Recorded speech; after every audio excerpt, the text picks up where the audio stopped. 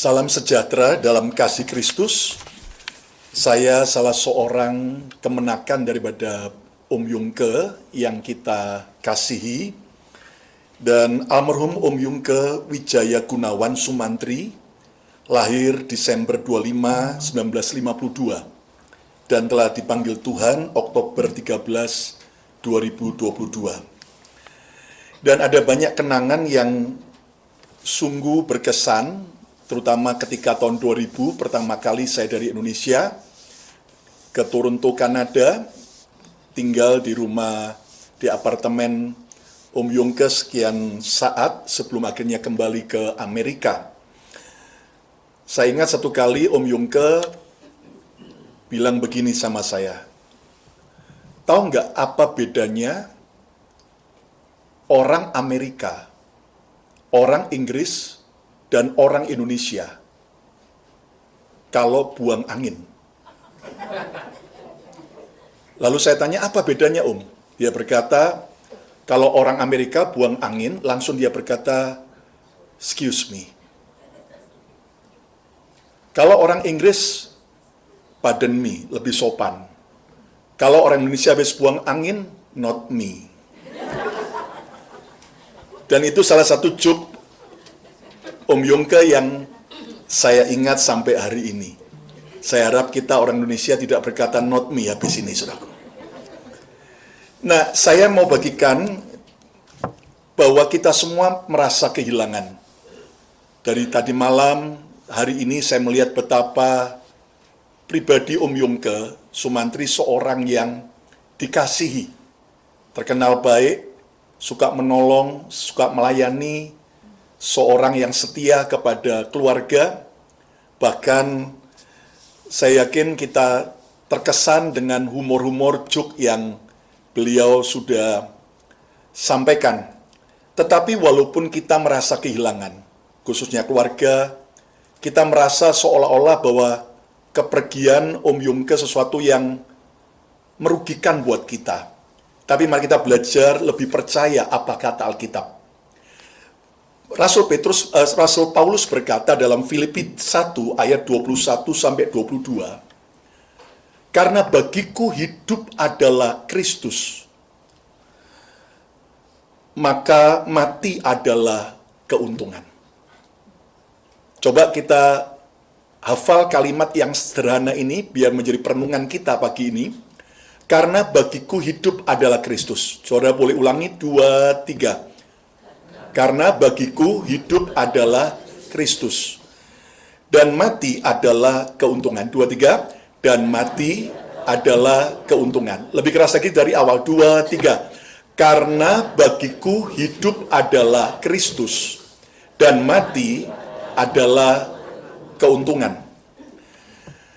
Tentunya secara logika kita nggak bisa menerima, karena mati tentunya sesuatu kerugian, kesedihan, kehilangan. Tetapi justru Alkitab berkata, karena bagiku hidup adalah Kristus, mati adalah keuntungan. Jadi, Tante Yan dan semua keluarga dan semua kita, kepergian Om Yungke bagi kita sesuatu yang menyedihkan, tetapi Alkitab berkata, itu sesuatu yang menguntungkan. Kalau orang hidup bagi Kristus, maka mati itu bukan rugi, tapi keuntungan. Yang setuju katakan amin. Sementara kalau orang hidup di luar Kristus, mati adalah sesuatu yang menakutkan. Kalau orang hidup bagi dosa, maka kematian adalah sesuatu yang mengerikan. Kalau orang hidup bagi uang, harta, kekayaan, mati adalah kerugian. Tetapi bagi orang yang hidup dalam Kristus, mati adalah keuntungan. Kenapa mati adalah keuntungan? Bagi orang yang hidup dalam Kristus, saya beri 3 alasan. Yang pertama, karena Kristus adalah jaminan sorga yang mulia. Kristus adalah jaminan sorga yang mulia. Kita tahu bahwa ketika kita pergi ke Indonesia dari Kanada, pasti tidak ada pesawat yang langsung dari Toronto direct flight langsung ke Jakarta. pasti akan ada transit. Baik transit mungkin ke Anchorage, atau mungkin ke Eropa, atau ke Singapura, atau Taiwan, atau Jepang. Dan pada waktu kita transit, tentu kita sadar, ini bukan tujuan akhir kita. Tapi ini tempat transit.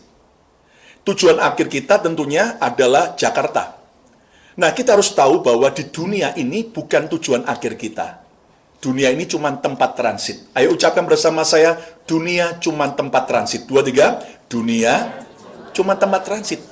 Ada yang diberi Tuhan waktu transit 50 tahun. Ada 60 tahun. Tapi juga berapa banyak yang cuma muda, masih 5 tahun atau 17 tahun sudah harus balik dari tempat transit. Ya kan? Nah, jadi ibarat orang berkata semua orang pasti akan mati. Coba lihat kedua tangan kita. Ya, ada hurufnya M, M. Nggak ada yang O kan? Nggak ada. MM. Artinya apa? Manusia pas suatu hari akan apa? Mati. Ya, seperti antri karcis bioskop. Ada yang di depan, tengah, belakang. Om Yongke sudah di depan. Sudah dipanggil Tuhan beberapa hari yang lalu. Di antara kita mungkin ada yang di tengah. Atau mungkin di antara kita ada yang bulan depan. Ada yang mungkin tahun depan. Ada juga mungkin yang masih di belakang. Loh, kalau saudara tanya, Pastor Lukas ada di mana? Oh, saya paling belakang. Loh, kenapa begitu? Ya, karena saya khotbah, saya terserah saya kan. Nah, saudaraku, ternyata tujuan kekal kita bukan dunia, surga. Dan Alkitab menjelaskan surga itu seperti apa. Surga adalah tempat terindah. Lihat dalam kitab Wahyu, tidak ada tempat terindah di dunia seperti surga. Jalannya aja ada emas, tembok-temboknya semua dari 12 jenis batu permata, bahkan pintunya pun dari mutiara. Dan tidak ada tempat seindah surga. Surga adalah tempat yang kekal. Tidak lagi ada waktu, karena unlimited. Surga adalah tempat teraman. Yesus berkata tidak ada pencuri, tidak ada ngengat dan karat. Jadi, surga tempat teraman. Orang mungkin berkata dulu, oh Kanada tempat teraman, Amerika tempat teraman. Nggak ada tempat teraman di dunia sekarang. Hanya di dalam Yesus dan di dalam surga. Katakan amin. Surga juga Alkitab berkata tempat upah diberikan. Om Yongke menerima upah. Sementara kita belum selesai untuk di tempat transit, maka mari kita belajar untuk hidup menghasilkan buah. Surga adalah tempat upah diberikan. Alkitab juga berkata, surga tempat reuni. Perpisahan hari ini hanya sementara. Satu kali kelak, kita akan reuni kembali bersama dengan Om Yongke dan semua kita yang mengasihi Tuhan. Katakan amin. Lalu Alkitab berkata, surga adalah tempat yang kudus. Tidak ada yang tidak kudus yang bisa masuk ke surga. Mari kita hidup kudus. Jadi kenapa kematian adalah keuntungan bagi orang yang hidup dalam Kristus? Jawaban yang pertama, karena Kristus adalah jaminan akan surga yang mulia. Yang kedua, kematian adalah waktu untuk istirahat. Alkitab berkata bahwa orang yang mati dalam Kristus, dia boleh beristirahat dari setiap jerih lelah mereka. Saudara, percayalah, rumah Om Yongke di surga sudah siap jadi, tugasnya sudah selesai, sementara kita yang masih hidup, kita masih harus terus bertugas. Masih ada tanggung jawab, responsibility, masih ada banyak yang harus kita kerjakan. Kita harus bekerja. Tetapi orang yang mati dalam Kristus, dia beristirahat. Jadi, Tante Yan, Om Yongke jauh lebih bahagia daripada kita semua. Nggak ada penyakit, nggak lagi ada kesusahan, ya, bahkan bahagia bersama Yesus. Jadi kenapa kita terus larut dalam duka? Seolah-olah kita sedih karena Om Yongke sudah meninggal. Justru hari ini, roh Om Yongke sudah jauh lebih bahagia bersama Tuhan. Dikatakan di surga tidak ada air mata. Ya, saya yakin di surga sekarang Om Yongke lagi humor dengan Tuhan Yesus.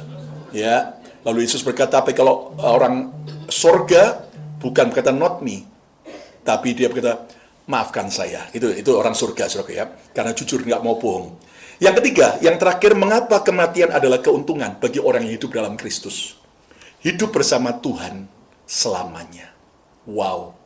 Saudara, kita saja dalam hadirat Tuhan, ibadah 10 menit, 5 menit kita nyembah Tuhan, kita rasakan damai, sukacita, kekuatan. Kita rasakan namanya pengharapan, hope, love, ya, faith. Apalagi kalau sekarang Om Yungke sudah bersama Tuhan, muka dengan muka selamanya. Maka kematian bukanlah kerugian. Kematian bukanlah menakutkan. Kematian bukanlah suatu ketidakpastian. Dalam Yesus, orang yang mati dalam Kristus pasti akan mendapatkan keselamatan. Yang setuju, katakan amin. Nah, sekarang bagi kita, tugas kita yang masih hidup ini bagaimana? Saudara, pastikan bahwa saudara hidup bukan di luar Kristus. Pandemi menguji banyak anak Tuhan. Setelah pandemi selesai, apakah kita mau kembali ibadah onsite? Ataukah kita nyaman untuk berkata, udah online saja, padahal belum tentu juga ikut online. Saya mau beritahu, jelas beda waktu pacaran melalui telepon, melalui video call, dengan ketemu langsung. Beda sekali Anda makan cuma lihat dari video call, dengan langsung datang ke restoran. Demikian juga saat ibadah, selama sekarang sudah ada kesempatan, kalau kita sudah jauh dari Tuhan, kembali. Dan saya percaya mulai minggu besok, kita hadir kembali dalam ibadah onsite juga. Yang setuju katakan, puji Tuhan. Yang tidak amin masih belum setuju, saudaraku. Ya, yang setuju katakan amin. Ya, Pak Surjo akan mencatat yang amin tadi, saudaraku. Dan Tuhan juga. Nah, saudara sekalian, jadi pastikan bahwa kita hidup dalam Kristus. Pastikan hidup bukan bagi dosa. Pastikan bahwa kita hidup bukan untuk uang, untuk kekayaan, untuk ketenaran. Saudara, saya sudah menjumpai orang-orang yang kaya raya, punya banyak hal. Saudara, sampai sudah bukan lagi disebut sebagai sultan. Itu betul-betul super rich. Apapun aja dia tinggal ngomong aja dia mau beli apa. Apapun dia sudah punya. Tapi satu kali dia bilang, Pastor Lukas, aku nggak bahagia. Aku kosong. Dan saya beritahu, kalau hidup bagi uang, hidup hanya bagi prestasi, hidup hanya bagi famous, semua akan menjadi sia-sia. Lihat ketika meninggal, tidak bawa apa-apa. Tapi saya percaya waktu kita hidup bagi Kristus, hidup jadi berkat. Saya yakin mati dalam Kristus mulia dan berharga di mata Tuhan. Paulus berkata, kalau aku masih hidup, berarti aku harus bekerja menghasilkan buah. Saudara, hari ini, jangan tunggu Anda bisa buat sesuatu yang besar bagi orang lain. Mulailah jadi berkat dari apa yang Anda bisa kerjakan. Dan saudara, saya bersyukur bahwa di pandemi, sejak 2,5 tahun yang lalu, sampai hari ini, kami akhirnya gereja, di mana saya mengembalakan di kota Philadelphia, Pennsylvania, Amerika, kami sadar bahwa kekristenan pelayanan bukan hanya di dalam gedung, tapi juga di luar gedung. Di waktu awal lockdown, saya bingung, sementara ada staf full-timer yang cukup banyak yang kami harus tetap biayai. Saya bilang sama mereka, tidak ada yang kami lay off, semua kita akan kasih gaji full setiap bulan selama pandemi. Sementara gereja nggak ada, harus tutup, hanya online. Di saat itulah saya jujur, secara manusia khawatir, sebagai pemimpin. Saya harus menghidupi sekian banyak keluarga, selain keluarga kami juga full-time, tiba-tiba Tuhan ngomong gini, kamu mau nggak? Aku berkati. Oh iya mau Tuhan. Kamu perlu uang nggak? Iya Tuhan. Jangan cari uang. Terus nabur uang. Saya secara logika nggak masuk akal. Butuh duit gereja karena tutup, malah suruh nabur uang. Apa yang kau mau Tuhan? Tuhan berkata, beri makan kepada orang yang membutuhkan. Saya akhirnya melangkah. Kami beli sekian ton beras, Indomie, sekian banyak, dan bahkan juga makan-makan daging kaleng. Dan saya pikir dengan cukup hanya memberi kepada orang Indonesia di wilayah kami, jemaat maupun bukan jemaat, Kristen maupun bukan Kristen, siapapun butuh SMS, besok kita antar. Ada tim delivery, saudaraku, karena kita nggak boleh kontak langsung dengan orang, karena itu, jadi kita drop di depan rumah, lalu kita telepon, mereka yang dalam rumah ambil, kita sudah dalam mobil. Sudah hampir 50 alamat tiap hari Kamis. Lalu tiba-tiba Roh Kudus bilang begini di hati, belum cukup hambaku. Hah? Sebanyak ini Tuhan, dananya besar, belum cukup. Beri makan bangsa-bangsa. Apa yang kau mau Tuhan?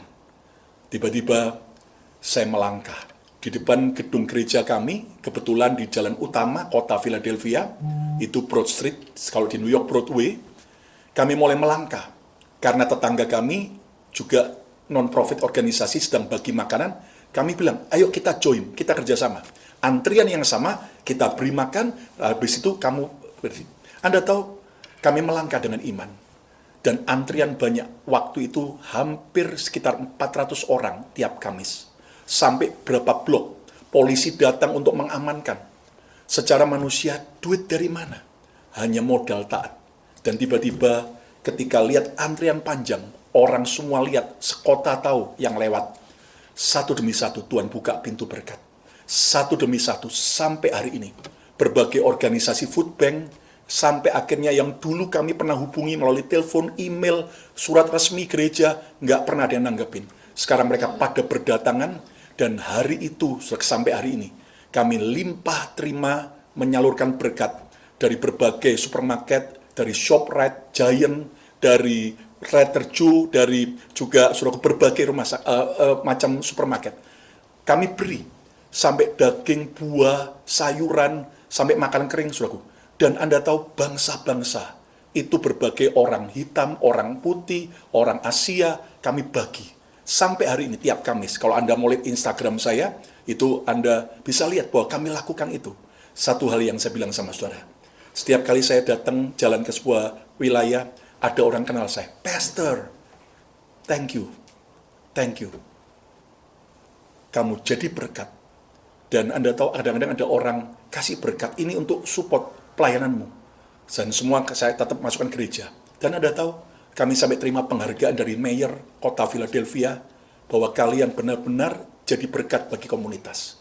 Dan satu hal yang saya katakan, hidup itu harus jadi berkat. Berbuah lebat menjadi berkat bagi banyak orang. Nama Yesus dipermuliakan, waktu mati semua bukan kerugian, tapi keuntungan. Tuhan Yesus memberkati. Amin. Mari kita berdoa bersama. Biar kami hari ini mau hidup bagi Kristus. Kalau ada di antara kami yang sudah jauh dari Kristus, atau bahkan kami sudah lama mundur dari Kristus, atau kami belum percaya Kristus, hari ini kami pastikan kami mau kembali hidup dalam Kristus. Hidup bagiku adalah Kristus, dan mati adalah keuntungan. Hari ini, di rumah duka ini, biar kami mengambil sebuah komitmen. Bagiku hidup adalah Kristus, dan mati adalah keuntungan. Dan kami mau bekerja, menghasilkan buah, hidup jadi berkat, nama Tuhan dipermuliakan. Dalam nama Yesus, semua kita berkata, amin. Tuhan Yesus memberkati.